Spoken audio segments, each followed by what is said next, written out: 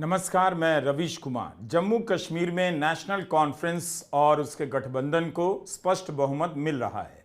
उमर अब्दुल्ला के मुख्यमंत्री बनने का ऐलान भी कर दिया गया है। नेशनल कॉन्फ्रेंस के गठबंधन को यहां 49 सीटें मिली हैं। उमर अब्दुल्ला जम्मू कश्मीर राज्य के मुख्यमंत्री रह चुके हैं और अब जम्मू कश्मीर केंद्र शासित प्रदेश के मुख्यमंत्री बनेंगे।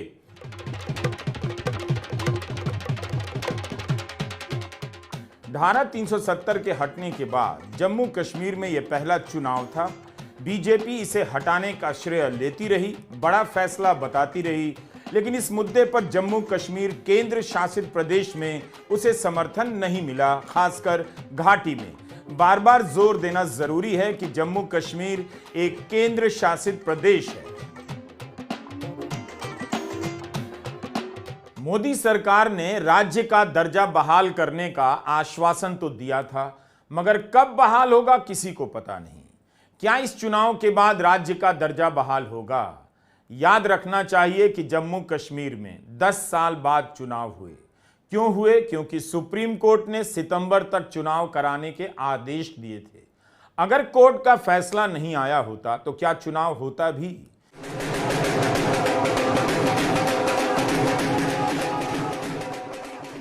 बीजेपी श्रेय ले रही है कि उसकी नीतियों के कारण ही मतदान में उत्साह देखा गया, चुनाव की प्रक्रियाओं के प्रति लोगों का भरोसा बढ़ा है। लेकिन उसके प्रति घाटी में भरोसा क्यों नहीं बढ़ा? मतदान तो खूब हुआ है, लेकिन लोगों ने बीजेपी को समर्थन क्यों नहीं दिया? बीजेपी यही कहती रही कि धारा 370 का हटना जम्मू कश्मीर के हित के लिए बहुत जरूरी है, लेकिन जनता ने इस तर्क को सही नहीं माना।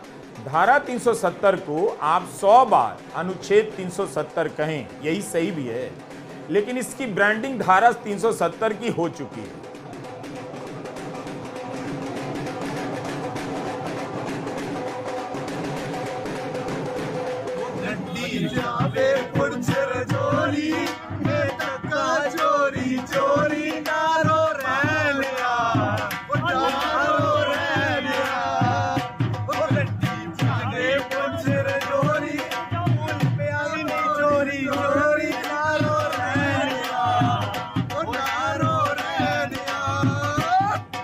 इस मुद्दे को उठाने वाली या इसे हटाने का अपना सबसे बड़ा फैसला बताने वाली बीजेपी जम्मू कश्मीर के चुनाव में हार गई है, ऐसा आप कह सकते हैं।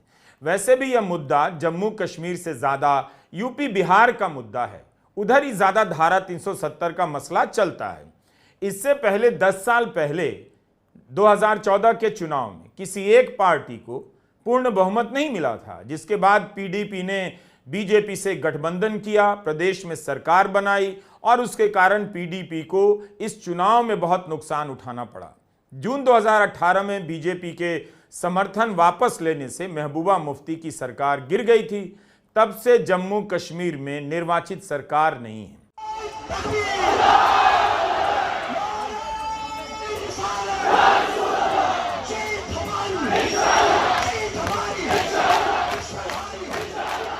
उमर अब्दुल्ला गांदरबल और बडगाम दोनों ही सीटों पर आगे चल रहे हैं। उनके ही जीतने की संभावना है। गांदरबल की रैली में उमर अब्दुल्ला ने अपनी टोपी उतार दी, जिससे जनता भावुक हो गई। उमर अब्दुल्ला भी भावुक हो गए। उन्होंने कहा, मेरी दस्तार, मेरी इज्जत, मेरी टोपी आपके हाथ में है। जनता ने उन्हें निराश नहीं किया, जबकि लोकसभा में उमर अब्दुल्ला बारामूला से चुनाव हार गए थे।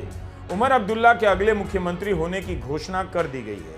चुनाव की स्थिति स्पष्ट होने के बाद जेकेएनसी प्रमुख फारूक अब्दुल्ला ने कहा है कि राज्य का दर्जा बहाल करना बहुत जरूरी है और मुझे उम्मीद है कि इंडिया गठबंधन हमारे साथ इसके लिए बराबर की जंग लड़ेगा कि जल्द से जल्द यहां राज्य का दर्जा बहाल हो।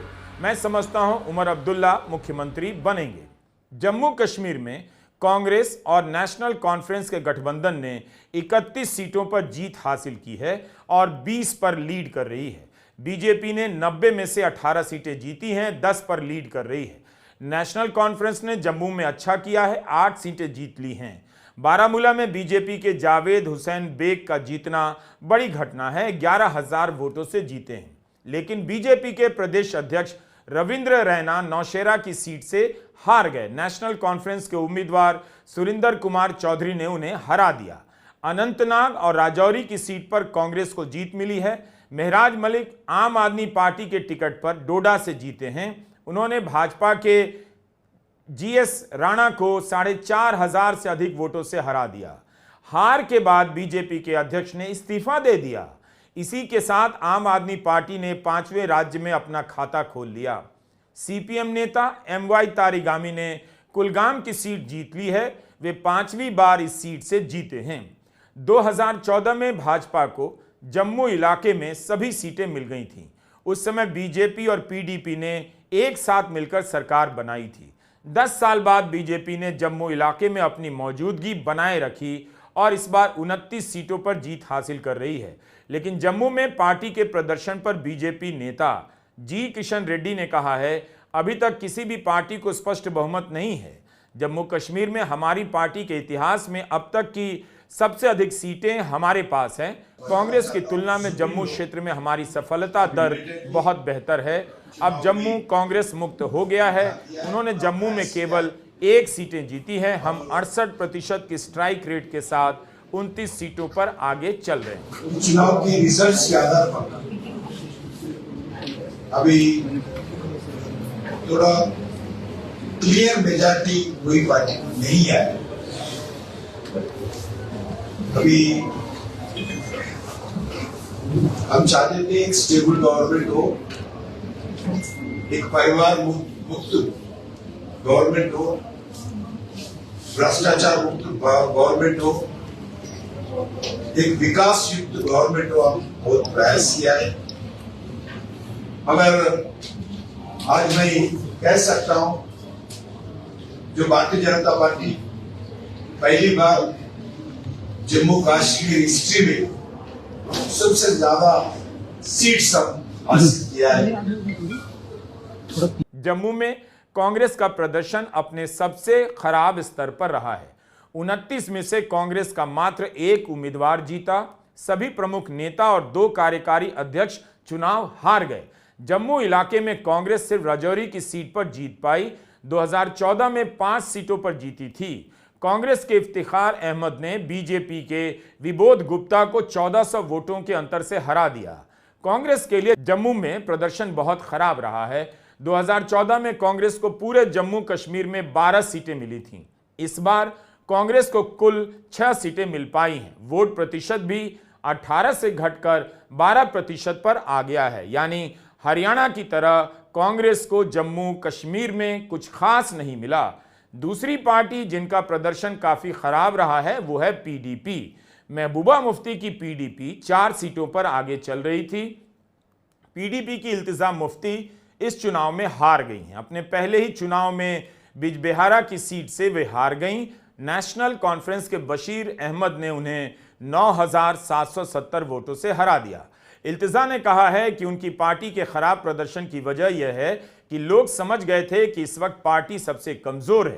पीडीपी के लिए यह अब तक का सबसे खराब प्रदर्शन बताया जा रहा है। 1999 में इस पार्टी का गठन हुआ। इसके बाद से पहली बार पार्टी इस कदर हारी है। महबूबा मुफ्ती ने कहा है, हम सकारात्मक विपक्ष की भूमिका अदा करेंगे। निर्दलीय और छोटी पार्टियां 7 सीटों पर आगे हैं। जब तक हम इस वीडियो को रिकॉर्ड कर रहे थे, लानगेट सीट से इंजीनियर राशिद के भाई खुर्शीद अहमद शेख चुनाव जीत गए हैं।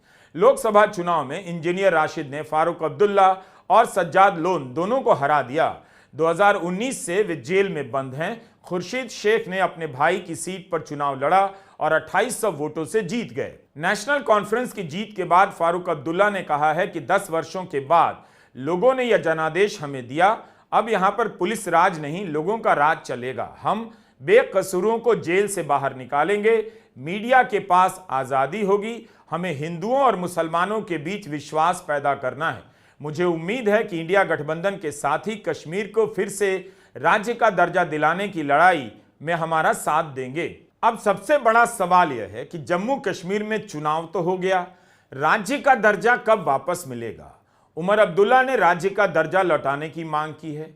आखिरी बार जम्मू कश्मीर में पीडीपी बीजेपी की गठबंधन की सरकार थी। नतीजों के बाद महबूबा मुफ्ती ने कहा है कि अब जब जम्मू कश्मीर में स्पष्ट बहुमत की सरकार है तब केंद्र को प्रशासन में दखलंदाजी नहीं करनी चाहिए। क्या जम्मू कश्मीर में अब उसी तरह की राजनीति होगी, मुख्यमंत्री बनाम उपराज्यपाल की, जो दिल्ली में आए दिन होती रहती है? चुनाव से पहले केंद्र ने जम्मू कश्मीर के उपराज्यपाल को कुछ अधिक शक्तियां दे दी, जिसे लेकर काफी सवाल उठ रहे हैं। रिजल्ट आने से पहले चर्चा चल रही थी कि उपराज्यपाल को अलग से 5 विधायक मनोनीत करने के अधिकार दिए गए हैं। इनके समर्थन से बीजेपी की सरकार बन सकती है, मगर अभी बीजेपी बहुमत से काफी पीछे है, इसलिए शायद ही वो इसके जरिए प्रयास करे। जयराम रमेश ने कहा है कि जम्मू कश्मीर में साझा कार्यक्रम बनेगा, प्राथमिकता होगी कि जम्मू कश्मीर को राज्य का दर्जा मिले।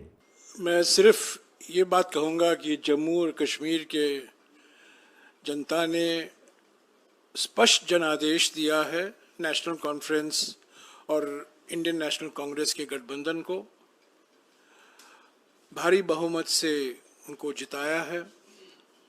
सरकार बनेगी, साझा कार्यक्रम होगा और पूरा प्रयास किया जाएगा। हम पीछे नहीं हटेंगे। इस गठबंधन सरकार की प्राथमिकता यूटी को फिर से पूरे राज्य का दर्जा मिलना जरूरी है और यही प्राथमिकता होगी।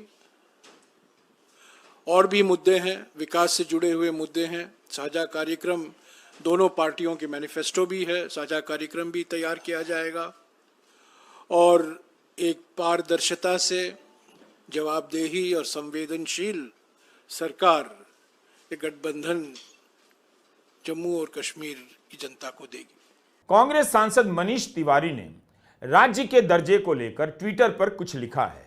कहा है कि इस साल जुलाई में जम्मू कश्मीर केंद्र शासित प्रदेश के बिजनेस रूल में बदलाव किया गया।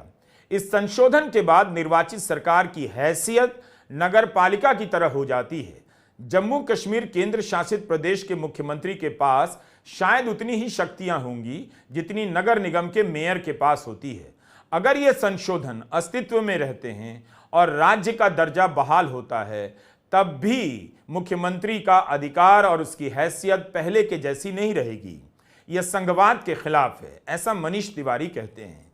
उनकी मांग है कि नए मुख्यमंत्री के शपथ ग्रहण से पहले उपराज्यपाल को दिए गए इन अधिकारों को वापस ले लेना चाहिए।